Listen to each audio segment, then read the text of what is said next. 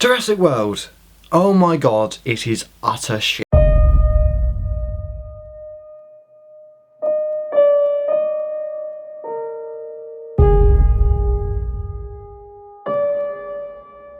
Jurassic World is the fourth sequel to Jurassic Park, and this one is set on the island that the original was set on, and they were able to create a successful park, but because the park has been open for so long, people are becoming to be bored of dinosaurs.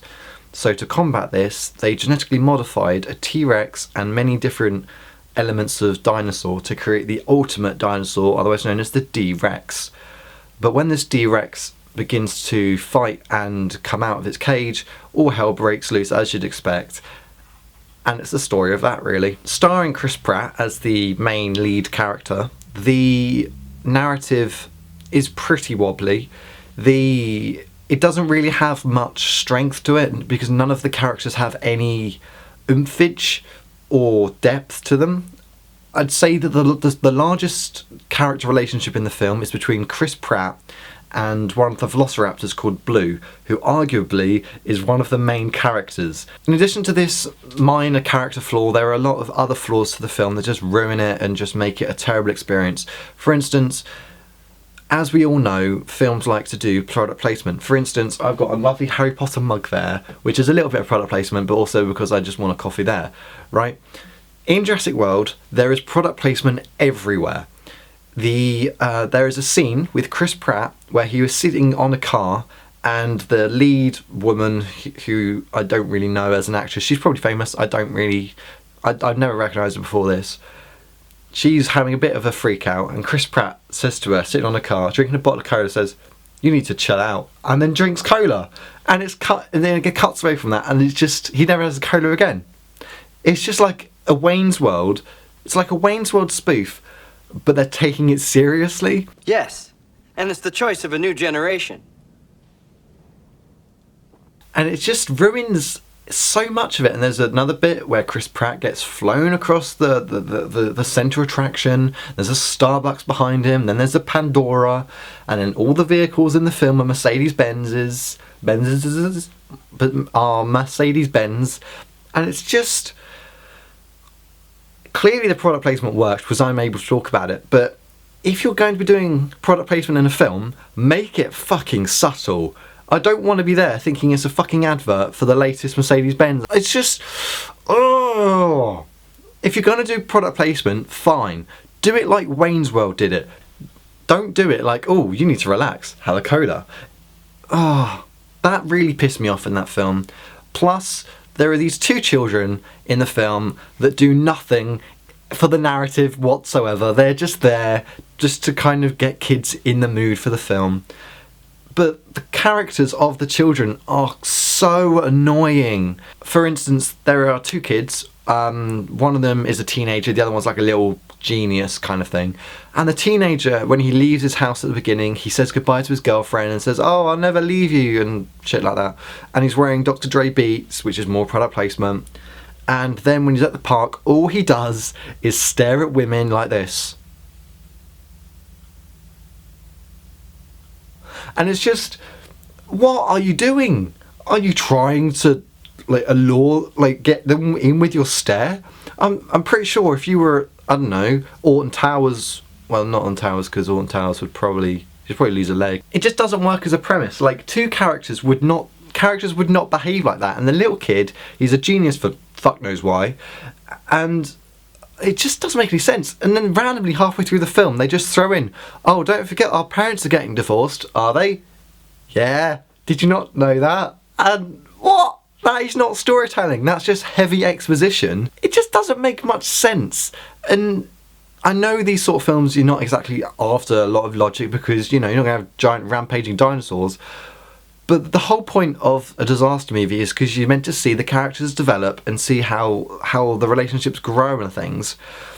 And having two characters for no purpose, who have no real relationship and strength, just doesn't really work for the movie. It's just grinding. And it then leads into the fact that because the characters themselves have no real depth, there's no purpose for anything they're doing apart from saving their own lives, which is a fine enough reason, but if you're the CEO or the manager of the park, you've got to have some reasoning behind what you're doing. And there's none of that. There's just no reasoning for the film. So there's no logic, there's no narrative. The dialogue is bloody awful. There is only a couple of things in the film that I enjoyed, and I will talk about them now because they are really, really lovely bits of the film. And it just, if the film had more things like this, I would have enjoyed it more, right? It opened up like the original 1993 Jurassic Park, where you go through the gates of the Jurassic World or park with the fire, and then it goes na na na na na na na, and that's just lovely. That made me feel all warm inside, like it was referencing the old 1993 John Williams soundtrack. And it just made me feel so happy. Like, yes, go on, reference that, that is what we love. Don't ruin that. And there was another bit as well, because Richard Attenborough, who played John Hammond, died, I believe, last year or the year before. They had a lovely statue to him outside the Hammond Centre. And it was just such a lovely, warm thing to think that because Richard Attenborough and Jeff Goldblum are what makes Jurassic Park, they've just got a statue memorial to him, and it's just such a lovely thing.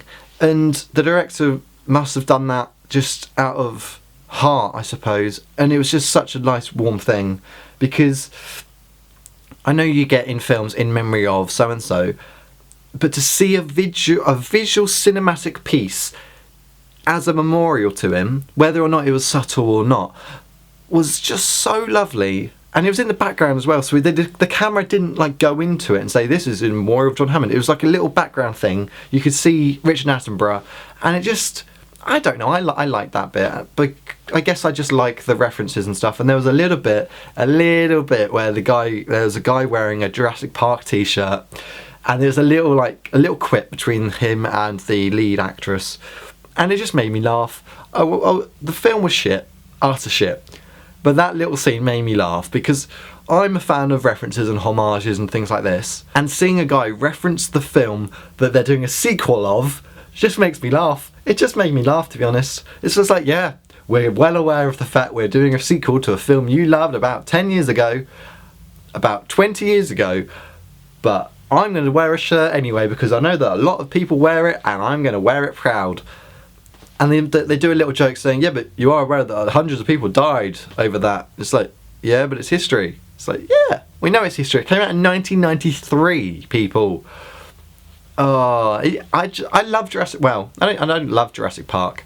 I think it's alright. But Jurassic World was awful. So bad. Don't go and see it. Don't waste your money.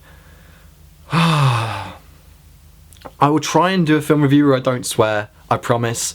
But this film, I walked out, I wanted it to end. Halfway through I was like, can you just end, please? Just kill them, just eat them, I don't care. It wasn't a fun film, and I wouldn't recommend it. I would recommend the 1993 original, and that's it. Don't go and see this film, don't buy it on DVD. If you thought differently, let me know in the comments, or go to my Tumblr and have a read there. But otherwise, I will see you whenever I see you. It was so bad.